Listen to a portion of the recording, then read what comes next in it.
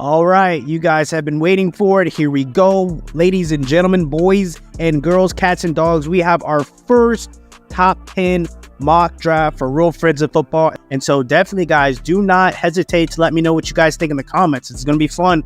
But first off, the Chicago Bears, there's no question. Like, what are we doing? Like, I understand a lot of y'all really do love Justin Fields, unless there is a like ransom, right? Like a scary ransom ordeal with the top 3 guys. So what I mean by top 3, so if you're getting a King's Ransom with the Patriots, or if you're getting a King's Ransom with the Commanders, you guys still might need a quarterback. So I would love for y'all to still stay in the top 10. But if you guys can get some scary trade to give up that number 1 overall pick so someone can take Caleb Williams, do it, right? I'm not foolish. Caleb Williams isn't going to be, the most impactful player of all time very, very quickly. I still think, Justin Fields can make a lot of things happen, but, this is Caleb Williams' team if we can't get a trade going. And I understand people are trying to do the nitpicky thing. Guys, if you guys understand, this is every single year. People nitpick the number 1 overall guy. People try to create narratives. People try to get clicks, or people just try to take his personal life. I hate the fingernail thing that he does. I hate the crying to your mommy when you lose a game, but I'm not taking that and removing what he does on the field. That's foolish. That's stupid. That's idiotic. That's egotistical. It's so many negative things that it shows about a certain person that you can't do it. This kid has thrown for 3,647 yards this past season, 30 touchdowns to 5 interceptions. In 2022, 42 touchdowns to 5 interceptions. His freshman year in 2021, when he had to take the reins from Spencer Rattler. Do y'all remember that when he was at Oklahoma? He had how many games? 10 played games, but really it was less than that because he played a few games and he didn't play games. I think he maybe started like 8 and played really well. 21 touchdowns to 4 interceptions. Each year, his passer rating's over 118. So he did a lot of great things. This is probably the easiest pick in the entire draft. So I'm not going to harp on that too much. The second pick that we go to for the Washington Commanders, it's going to be Jayden Daniels for me, guys. And why is it Jayden Daniels? Why is it not Drake May? You guys are going to hear a little bit more of what I think of with Drake May. I don't want to say I don't like Drake May, but I just think what Jayden Daniel does on a daily basis is special. Special. And I understand you guys can say, well, he had to bulk up to get to his 208 frame or whatever it was, but he got there. He won the Heisman. He has great legs. He's a natural thrower of the ball. You're going to hear a lot of these mainstream dudes compare him to Lamar or Michael Vick, but I just don't think so. I think he is a pure passer that is very, very fast. A very, very athletic, pure passer. And the reason why I have him going to the Commanders is because I just already love the weaponry that they have in Washington with Scary Terry, Jahan Dotson, and Curtis Samuel. I just think the weapons are already ready in that capacity to where he just seems like the easier pick over Drake May. And he won the Heisman. And I understand people are going to say I don't know what happened with this world. I don't know what happened in this world where they just throw that under the bus like it's nothing. This was a team with a 3-loss season. They lost 3 times and he won the Heisman. And we're going to go to the next pick, and that's going to be the New England Patriots. And we'll go ahead and put this out there. This was supposed to be Drake May's year to win the Heisman. This was supposed to be his year to really solidify himself as maybe even the number 1 overall pick. We have a lot of guys within our fan base that say Drake May is the QB1. And I understand that's an emotional argument. I understand deep down you put a bullet to their brain. They don't really mean that. They're just saying that to create a narrative. And I get it and I understand it, but you look foolish saying it, because the thing with Drake May is, tell me what he does that is absolutely spectacular. Absolutely out of this world, catastrophically spectacular. With Caleb Williams, you can call me crazy, but it's his playmaking ability, his ability to just move around the pocket, keep his eyes downfield. I understand he has this knock that he holds on the ball too much. And then you have a player like Jayden Daniels who can just run around, rip it. I just want to know, what's that spectacular thing that Drake May does? I'm not knocking the kid at all whatsoever. It's just when you kind of put him above guys that you can clearly see have gifts, it gets frustrating for me. But we got Drake May at 3 to the Patriots, and this is going to be a tough outing for him too. Just because the situation in New England, it's still not going to be all glitz and glamour. It's not pretty. the offense is still not going to be intact. There's a new coaching regime that's coming in. Even though the coaching tree is still in a good order, this is still a new culture with Mr. Jared Mayo at the helm. So that's going to be a whole ordeal. That's going to be a whole thing. And we get into our fourth pick, and this is probably going to be another no-brainer. And this is actually, you kind of think, I kind of think sometimes if the Patriots would pull the trigger on Marvin Harrison Jr., but instead we have him going to the Cardinals. And I think this is going to be one of the absolute greatest weapons that Kyler Murray could ever ask for Christmas. I think this is going to be a weapon that can put Kyler Murray, solidify Kyler Murray back into that top 8, top 10 conversation. He had unfortunate injuries. He's had unfortunate situations where his talent wasn't there for him. And, maybe his coaching wasn't there for him. His coaching wasn't really helping out, pull out his best gifts. And so people forget about his greatness. People forget about his crazy playmaking ability, and they want to knock him out already. But this is still a young talent. He's won a lot of football games. He understands the game of football to an umpteenth degree that a lot of people don't. And he's still an athletic freak of nature. So you give him Marvin Harrison Jr., Trey McBride, he came within his own. And so that was beautiful. This offense can take a next level very, very quickly. And at number 5, the reason why I have Brock Bowers here is because I do think with Mr. Harbaugh, Coach Harbaugh, congratulations, Chargers, for getting him in. I think he might take more of a college approach. And just by getting an athletic tight end, if you guys know Michigan football, they really do love to utilize a tight end a lot. And I think Brock Bowers, one thing that he really does that separates himself is his run after catch ability. I do believe there is a legitimate world where this is a Malik Neighbors pick at number 5 to the Chargers, but I just think things make sense.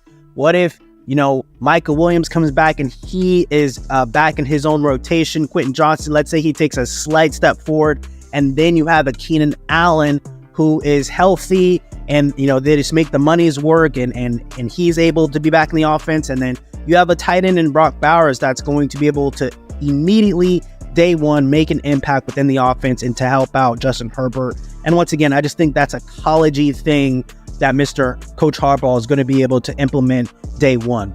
And then you have for the New York Jets at number 6, this is definitely where Malik Neighbors is going to come off the board just because I need something. Darius Slayton, I've been trying to make that work for so long. Jalen Hyatt, I'm not off on him whatsoever, but Malik Neighbors, he's an LSU dog. He's an LSU dude. I think day one, he's going to be the number 1 wide receiver. Is going to be wide receiver 1. I think he's going to be able to really implement himself within the National Football League, not just the New York Jets, but the National Football League.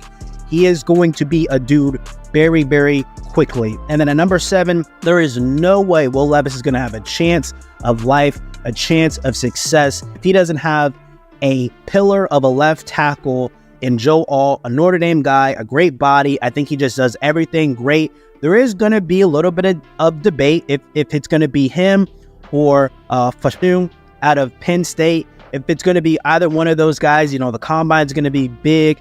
The meetings are going to be big. We're going to keep you guys updated on all that information. But, Joe Alt, I just think he does everything right. He just does everything the right way. He's big. He's strong. He's very athletic for his size. And he's a dirty guy in the run game. He likes to get low and he likes to get dirty, but his pass protection, it just seems so poised, and he just seems so in control when he's pass protecting. And I think Will Levis is definitely going to need all the protection pause that he needs for him to be successful in the future. And so that's where that stands within itself. And then with the Atlanta Falcons, this one is a little bit tough. I definitely wanted to go quarterback here, and I know Atlanta Falcons fans, y'all are going to have a certain way of contention with that because we've been battling y'all all year saying, hey, Dennis Ritter's not the guy, and y'all been fighting me back and forth with that. But I'm like, no, Dennis Ritter is not the guy. You want to go back into the draft pool. But, we were at the Senior Bowl, and you guys go check our social medias and see us at the Senior Bowl. We had a lot of footage and a lot of film. Michael Penix would be probably the guy that I would put here, possibly just because I like his body type. I like the way he can really put his receivers in a good position to make plays. I just don't love his playmaking ability with his legs. I think you guys are going to need a little bit of a runner or a track star type of quarterback. But getting Jared Verse, look, hey, this time last year, before Bijan Robinson really got in the conversation for a top 10 back, this was what you guys were going to do last year. When Jared Verse initially said, or it was rumored that he was going to enter the draft. Every single mock draft that you saw was Jared Verse. You guys have been waiting and dreaming and praying for a legitimate pass rusher for how many years now? How many decades have you guys been really waiting for a premier pass rusher to be consistent and really be there? And I think Jared Verse is going to be that guy that's going to be able to help that offense get the ball back, help the those third down conversions, the guy that just pin his ears back and go get the ball. And I like Dallas Turner a lot, but I just think Jared Verse brings a little bit more maturity in the body. I think he's already used to this. I think his ability to pass rush and to really even run defend, I think he really did a lot for Florida State in that regard. And I just genuinely personally that he just fits a lot better in Atlanta. And then for the Chicago Bears, their second pick in the top 10, I think we got to help out Caleb Williams immensely as soon as possible. You already have DJ Moore, but we can spoil him. I have no problem with Darnell Mooney. I do have some people that really hate him, that are Bears fans. Guys, let me know in the comments. Is Darnell Mooney really a guy that needs to be publicly executed? Because that's the notion that I'm getting. I think he can do enough. I just personally think his quarterback doesn't make things absolutely easy. And I have seen him miss and drop certain balls that are super easy that I would have caught. I've seen it. But that happens to a lot of receivers. I'm not ready to write the guy off. But Rome Odunze out of Washington, Michael Penix, his number one target. This kid has incredible body control. He has incredible high point accuracy with catching these balls. He has late hands, so he doesn't really show the DB a breakup potential with his hands until very, very late. So the DB's got to be on his P's and Q's with it. But I really like what Rome Odunze could bring to the Bears offense immediately to help out Caleb. And even, like I said, if there's a world where they stay at number 1 and go Marvin Harrison Jr. to where, maybe this number 9 pick is going to be an offensive lineman or maybe a corner or something like that maybe the Bears can do that. I don't know. I just think this is a point for the Bears to really kind of get that pinnacle pass first quarterback that they've been waiting for since, I guess, the franchise even began. And I think Caleb Williams with Rome Odunze could really bode well for you guys. And then last pick in the top 10, the New York Jets getting Fashanu, a left tackle, pinnacle left tackle. I think it's very, very important and very, very wise to head up or, get rid of the Mekhi Becton project. Yeah, I think it's time to get rid of the Mekhi Becton project. Look, you guys took a bold, very bold pick in him. He was a late comer within the draft process out of Louisville. I remember that. He was very athletic. Showed a lot of great promise, but the injuries, it's not great. And then even more so, he tied for first with sacks allowed, and we don't love that. Getting Fashanu, this is, I mean, honestly, and I'm going to be real with y'all, I'm not saying he is what Mekhi Becton is, but you are going to still take somewhat of a young risk. But this kid in Fashanu, he definitely shows a lot more promise, and he has a lot of a bigger, he has a better base. One thing I didn't like about Mekhi Becton, and why he looked so athletic, is that his lower body was very slender. His lower body was kind of small, and it made him a little bit more nimble. But with Fashanu, that'll do. No, he's got tree trunks for legs. He definitely has a big ass, which is something you want with your offensive lineman, a big fat ass.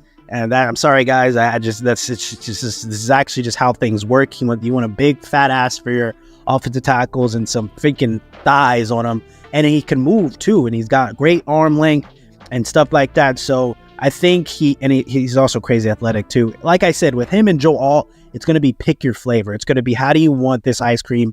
But at the end of the day, that's going to be my top 10 guys. And this is going to change. Once again, where can I see a few changes? I can see some changes with, the Patriots going Marvin Harrison Jr. because in my brain, I'm just going to be honest, and I know I'm going to get smoked for this. Also, guys, you got to know, I'm an independent thinker. I do listen to other people, but I'm an independent thinker. What can Drake May do with this offense that Mac Jones can't? Really sit on that. What can Drake May do with this offense that Mac Jones cannot? I don't think they have given him a fair shot within that offense, to where if the Patriots go Marvin Harrison Jr., that would be absolutely crazy, and I think that would really help out Mr. Mac a lot. And then with Brock Bowers going to the Chargers? What if it is a Malik Neighbors, or what if it is a Roma Dunze, who I think has a lot of potential also to make a lot of headway? Or what if it's not Jared Verse, and what if it's a quarterback to the Falcons?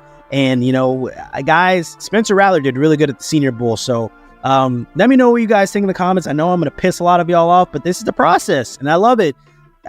I'll give me some guidance, though. Like, comment, and subscribe.